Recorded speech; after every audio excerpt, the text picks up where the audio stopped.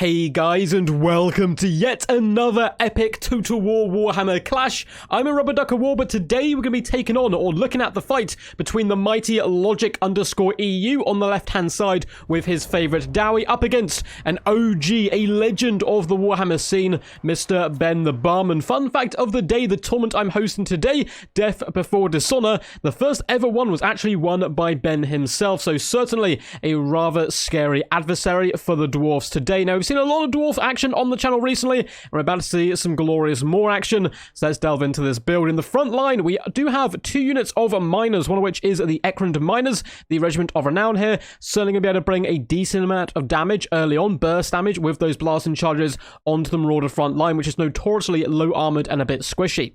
In the center of that front line formation, we do have Norglin and Ironbreakers, once again the Regiment of Renown, one of the best units in the game. They are so goddamn tanky. They're 125 armor and bronze shields. Apart from that, we have one cannon in the back, just a lone cannon to put a little bit of pressure on the opponent and really trying to entice and drag them in as much as possible. And then it is Slayers galore all over the battlefield. We have Slayers everywhere, shoved up every crevice, popping out of every hole. There is a Slayer. We have a load of basic units of Slayers. The Dragonback Slayers, which are the Regiment Renowned, will be the main kind of job for them today, be babysitting at this cannon, I would expect. More Slayers guarding the flanks, and a couple units of Giant Slayers in that central pocket with their mighty double-handed war-cleaving axes. They can do some disgusting damage to the enemy, and also probably to some friends if they do miss swing a little bit. They look rather dangerous and unwieldy. We do have Thoric Ironbrow riding to battle on his mighty Anvil of Doom here. Coming in with just the three runes, we have the Rune of Doom and Rune of Speed, as well as the Rune of Slowness. Three very popular runes all out, and in general, Thoric Ironbrow is the most popular dwarf kind of pick in general in competitive play right now. He's just by far and away the most powerful of the dwarf lords. Now, for the forces of the mighty Norscans, we do have a double Marauders horsemen with Thronaxes hidden in the trees out on the far side. A juicy front line of basic Marauders. These guys, they're cheap, they're cheerful, they're a little bit drunk and hungover, no doubt, from partying all night long, and they're going to be bringing out their hangover and rage on the dwarvish front line. Now, they need to be careful, though. Blasting charges will eviscerate these bad boys in a matter of seconds. In the secondary line, we do have, it looks like some more Marauder champions, in fact, which is very cool. Don't get to see them terribly often, and a couple of Marauder Berserkers. Now, Marauder Berserkers are amazing at killing Slayers, but boy oh boy do they have a lot of Slayers to kill here today. Up in the skies, we do have a double Feral Manticore, being able to put a lot of nice pressure on that cannon, as well as Thoric Ironbrow, but they need to be careful. Those Slayers will chew them to pieces. We do have double caster, Shaman Sorcerer Metal, coming in with Plague of Rust, as well as a Shaman Sorcerer Fire, coming in with a juicy Fireball designed to kill enemy artillery pieces. Both of the Shamans are on chariots, alongside Warfric the Wanderer on his Mammoth, so that's currently where most of the damage output's going to be. Chariots and Mammoths, if they can make it to the front line, can do some disgusting damage up against the tightly compact dwarf formations. Warfric the Wanderer not even bothering with Hunter champions. He doesn't see a champion in the opposing army. He's like, no, they're all beneath me. I shall simply bring the mighty Seafang to bring as much pain to those cheap Dowie as physically possible. Early Fireball is going to be a proc tier, and it goes in after the cannon, but is unable, unfortunately, to take out an artillery piece. Looks like the cannon's crew is currently training its sights on Warfric the Wanderer. Now, this is some really lovely experienced play from the Norscan player, just baiting out blasting charges with these single entities who aren't going to take anywhere near as much damage as the front line normally would from such attacks. So you can see on the far side, Shaman Sorcerer Fire is quite happy to eat all those blasting charges. Going to take a few hundred HP damage, but honestly that's nothing too much to a mighty sorcerer, and it means the front line will be able to engage. So a nice juicy start there from the Norscans. We do get an early Seafang go down the line as well on the Giant Slayers, but in the very front, in the center, the more elite Norglin Ironbreakers, they stayed a bit more regimented than their miners and used the blasting charges on the correct target, really whittling down that Marauder front line, which is good to see. Rune of Doom does go down. You can see Warfric the Wanderer is desperately trying to drag these Slayers out towards the Berserkers, which is quite a nice play. Yet another Fireball is going to be launched downrange, and it shall take out a cannon. We have Marauder Horsemen coming to the back. They can certainly poke down the Dragonback Slayers. They're going to be escorted as well by some Berserkers, it would seem. And in the main fight, it does look like Thoric has found himself in a bit of a dangerous situation, surrounded by a few friends, but many a foe. We have Berserkers here, as well as a pesky Feral Manticore, which is attempting to cycle charge. If it rampages, though, these Slayers are going to have an absolute whale of a day upon them. The Berserkers, though, are going absolutely ham at the moment. Lovely little bait and switch in the back. The Horsemen dragged out the Dragonback Slayers, allowing the more Berserkers to jump on them and feast upon their Dwarvish souls. Both the Manticores still alive, jumping around on top of the Slayers, trying to bring them low. We do have the Shaman Sorcerer Fire constantly moving, which I like to see. And in the back, Wolfric the Wanderer drives at that cannon. It's been a big pain in his butt, literally and figuratively, doing so much damage long range to him. Looks like Giant Slayers will attempt to counterpunch. Runa's speed going down to increase their speed, trying to chase down Wolfric and really just start bringing out big old chunks of mammoth fur and flesh upon their axes. Manticore is going after Thoric Ironbrow, but he is relatively tanky, particularly when supported by Giant Slayers. On the far side, things are going pretty good for Norsca. Slayers getting dragged down by Marauder Berserkers. Looks like the other Slayers as well being fended off by the Marauders, who are starting to swarm downhill now into the overextended flank of the Dwarfs, trying to overwhelm it. The cannon's going to be going down here, and it's looking a little bit rough. Balance power is dead even, though, and that's because Wolfric the Wanderer has taken significant damage at the moment, and it looks like he's not going to be able to rest anytime soon because Giant Slayers are continuing to pursue him. Though we do get a lovely Sea Fang go down the line on the Giant Slayers, Wolfric is getting very, very low. We have some Marauders coming back to attempt to support him. We do have those Berserkers who did bait in the Slayers earlier, actually losing the fight as more Slayers are rushed to the aid of the legendary Dragonbacks. We have a couple of Horsemen as well who need to get activated once more and come back into the main fight to try to support. Wolfric the Wanderer has to stay as far away from any Slayer as physically possible because he's looking so low and beat up right now. In the central fight, Norscans are just surrounding the Dwarfs. Norgan and Ironbreakers do not care though. Being surrounded only means they can advance in any direction and take their opponent unawares. It is just such a flustercluck right here in the middle. We've got Giant Slayers mixed in there as well, helping drag low as many of the mighty beasties. And the Ferromanticore has started to rampage, which is a disaster for the Norscans. It can no longer cycle charge. And we have some Ekram miners coming in and unleashing one last volley into the deep of their blasting charges with some loud booms that do pop the skulls of many a marauder. Now, where is Big Boy Wolfric? It looks like he's been hit with a rune of slowness, and he's just getting out of there. He's going to hunt down this cannon crew as much as possible and be useful in that regard. Dragonback Slayers are on the approach, though, although it looks like they decided to give up and actually move in to help support Thoric Ironbrow, who could possibly get overwhelmed here, though. A load of the Norscan forces starting to flee for their life. More blasting charges just miss and kind of swish by the Shaman Sorcerer there of Fire, who's still going strong with 27 kills so far. Ferromanticore is going to commit to this fight, trying to support the Marauders in the center and way low Thoric Ironbrow. Luckily for the Norscans, we do have the Marauder Horsemen throwing axes. They still have about 50% of their ammunition. They can do some lovely damage to the Slayers in this central pocket, whilst the Manticores and those Fireballs attempt to drag down Thoric Ironbrow. Looks like that Fireball actually raced through the Dwarvish build, which has now formed a single fist. It is a big, scary, angry Dwarvish fist, and it is beating the living snot out of any Norscan forces which dare come close to it. But at this point, the Norscans can take a breath. They can chill out. Simply allow the Throne Axes to use up all their ammunition, drag back and reunite all your forces, and then come back in with a bit of a second wind a little bit later on. Now, the Horsemen are actually very dangerously... Looks like they might actually get caught here by some of the Giant Slayers. Only a couple of Horsemen died, though, so it wasn't a big mistake. They are able to once again drag all of these Slayers and other units wide, and the Slayers looking very low. There is not that many models left on them whatsoever. The biggest unit having 23 models. We still have 50 Ironbreakers, and that is going to be the big punishing pain for the Norscans. We get a Fireball coming. It is going after Thoric Ironbrow. It's going to do very little damage to our bad boy today.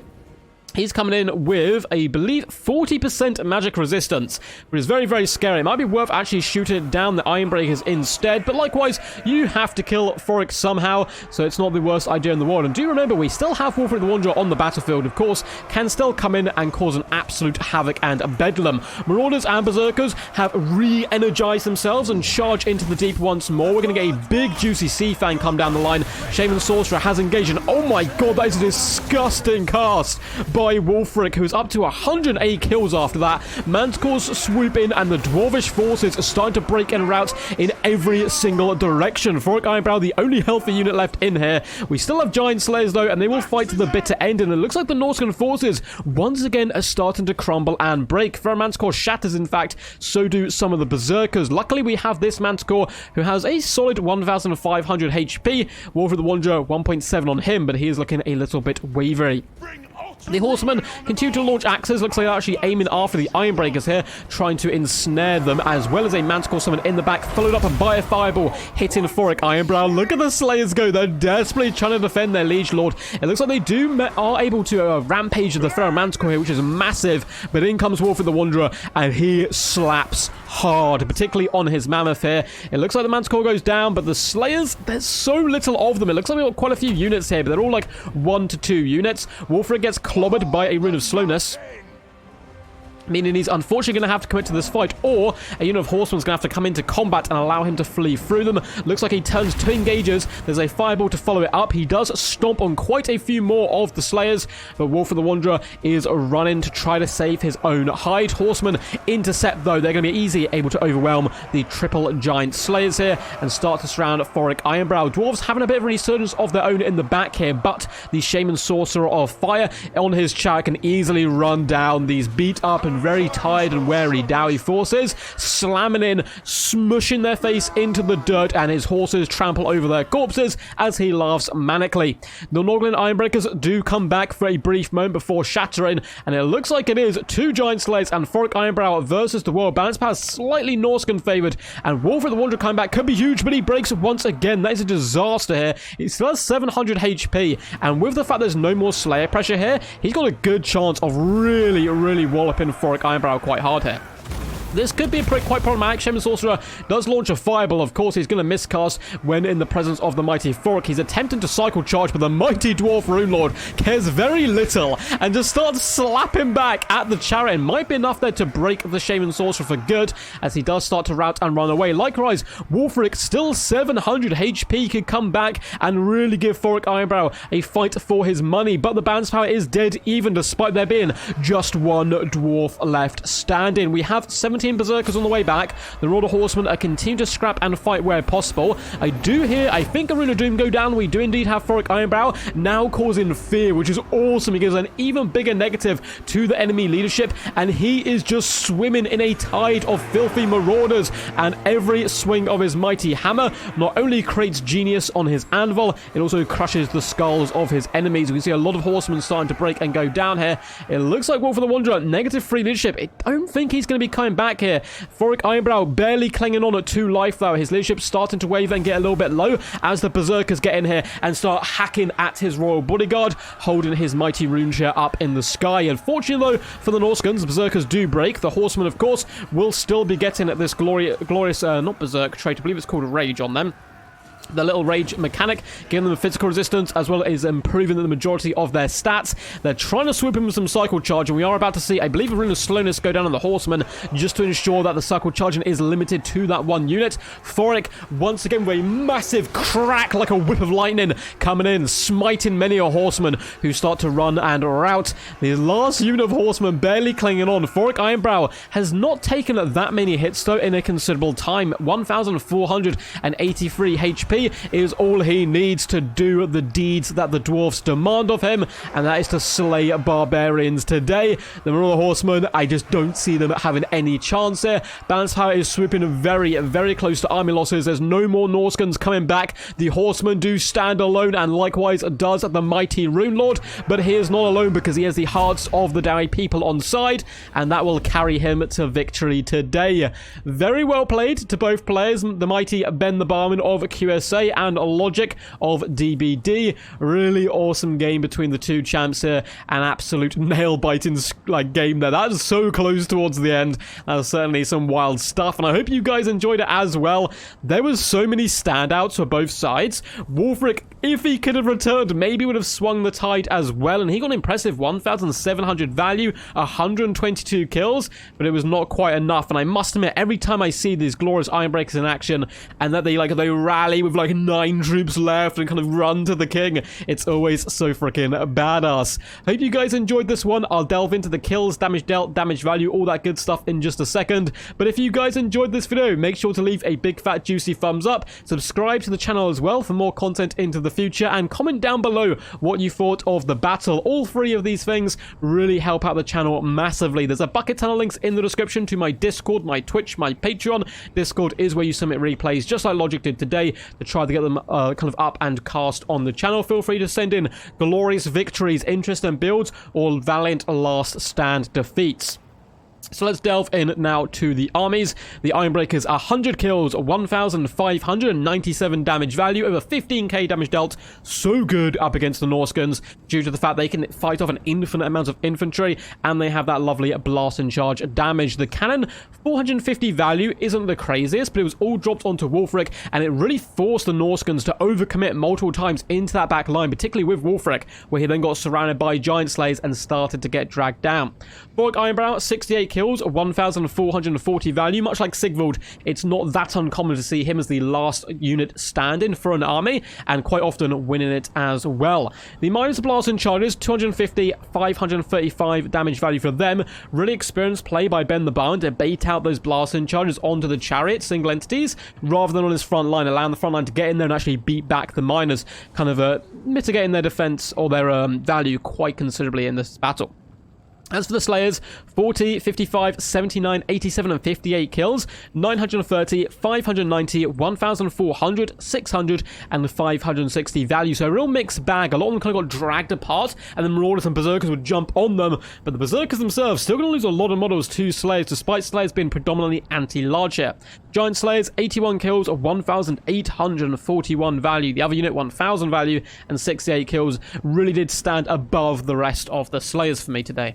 As for Ben the Barman, Wolfred the Wanderer, 122 kills, 1.7k damage value, some lovely sea fangs. If he had brought 100 champions, he probably would have won the game, but that's easy to say in hindsight because something else would have to be cut for that, either chevrons or a spell, and you know, it completely changes the game. As for the Sorcerers, same as Sorcerer of Fire certainly lasted considerably longer, 60 kills compared to the 18 of that Metalcaster, 1.2k value against 163. Yeah, bye-bye Metalcaster, you did not survive the initial engagements, I'm afraid. Marauders across the board, 13, 15, 8, 53, and 29 kills with 460, 380, 200, 740, and 420 damage value, so a bit of a mixed bag for them. As for the Berserkers, 50, 30, and 62 kills, 800 value, 600 value, and 911. The Champions, unfortunately, falling short of kind of our hopes for them. I love seeing more champions. You never get to see elite Norscan infantry, but when you do, it often fails. Only getting 496 damage value and 13 kills. Horsemen both got roughly 1,000 damage value, 1,100 here, the other unit 990. Really lovely play of them. Not only to pull out Slayers out of position, those Dragabacks in the back line, but also just whittling down the Slayers in the latter stages of the battle. Really good patient play there by Ben, and I think he got a lot of good engagements initially, and then as the battle went on and Wulfric took a bit of damage, that's really where the tide started to turn. 777 damage value of 42 kills and 489 with 30 kills on the Manticores. Once again, you expect much more from the Manticores, but so many Slayers on the field, it was going to be a tough battle for them regardless. Hope you guys enjoyed this one. Until next time, peace, and as always, stay awesome.